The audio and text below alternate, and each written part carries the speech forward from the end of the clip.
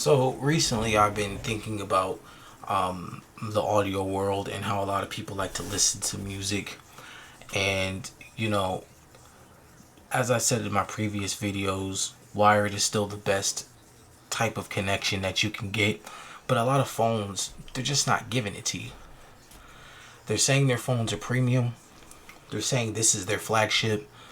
But on their premium flagships, they're removing SD cards. They're removing headphone jacks. I don't know if they cut deals with different sites or different sources, like streaming services and so forth, to try to force you into it where you can't use your own music library anymore. I have no idea what's going on with that, but there are workarounds for it. There is gear out there that's going to give you the ability to use whatever phone you'd like and still be wired in. Now, when I heard companies out there like Cayin was out there putting 4.4 balanced jacks on some of these portable adapters and headphone DAC amplifiers, I was absolutely shocked. I said this is something that I've been waiting for a long time, because we've seen the 2.5s on things like the FIO Bluetooth receivers. The 2.5 for a long time was the standard balanced connection, but a lot of us now have grown to use the 4.4. So the fact that Cayin, was the other one, Precision something, and a few other companies are now starting to incorporate the 4.4, we can now utilize that and utilize some of our IEMs that we were usually used to using only with our dedicated players. Now I can take the headphones that I've spent, thousands of dollars on, whatever the case may be, and straight up use it with my phone. So I have phones still here that don't have headphone jacks that I really enjoy, like this Google Pixel 6 Pro or my Huawei Mate 40 Pro.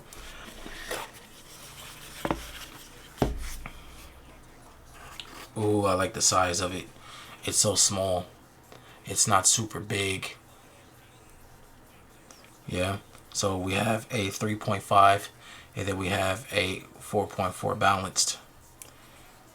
I love the way this feels. And here's our Type-C port there.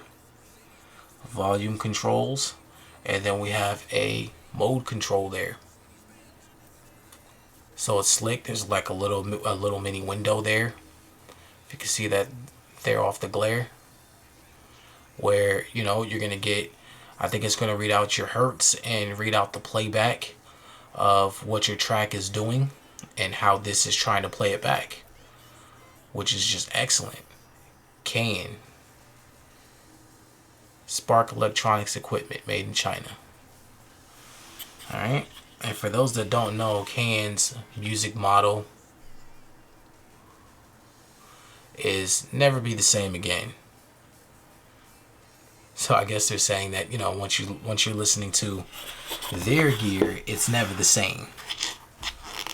Now, disclaimer alert, this is on the higher end of things, guys. So this thing is gonna run you about $280. About that. I got the Type Lightning adapter to go with it. And I also got the protective case, which was another like 40 bucks. But well worth it. So never be the same again. Let's see. Okay, so these are like your little booklets, little instruction booklet. We got our Type-C to Type-C cable. Then you have like a little Cayin lightning adapter for USB-A, so you can also plug this into a computer. That's pretty cool.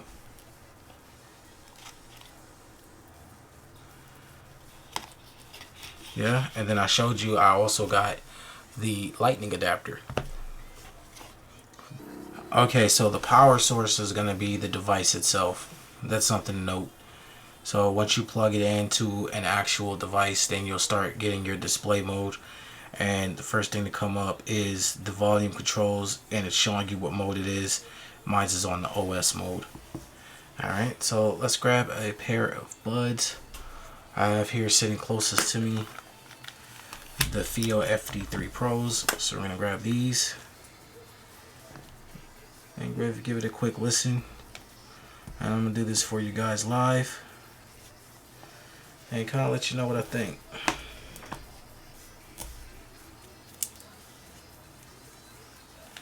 This is my first time having anything like this.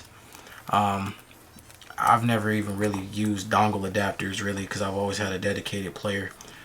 So to have something this small that you can carry around in your pocket and be able to listen to your music on and use your IMs, that's pretty dope.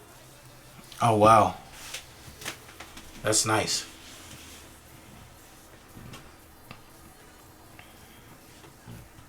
I do have a protective case that I bought, so let's go ahead and open this up. They come in two colors. They have orange and blue. I don't know why they don't have a black, but I guess because it's so small, they kind of wanted to give it like a colorful look.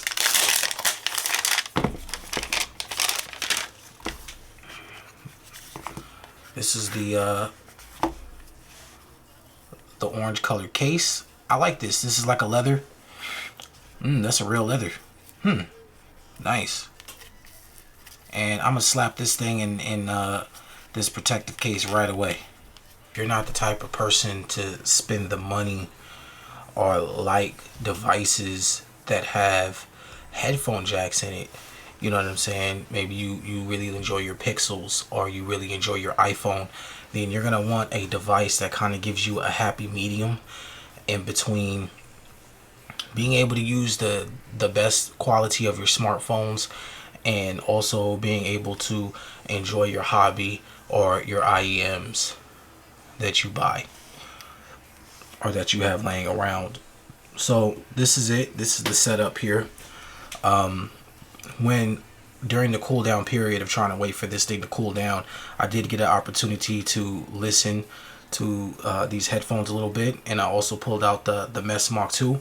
Had to make sure both of these ports kind of work. You'll notice that it's a little bit cumbersome trying to put this thing into your pocket because you got cables coming out of both ends of this thing.